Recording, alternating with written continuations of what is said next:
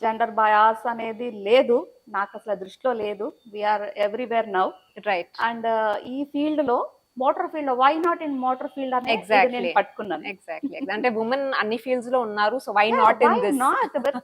నేను no Bengaluru, reason. నేను ఒక బిజినెస్ మీట్ కి జూన్ లో వెళ్ళాను, బెంగళూరుకి వెళ్ళాను.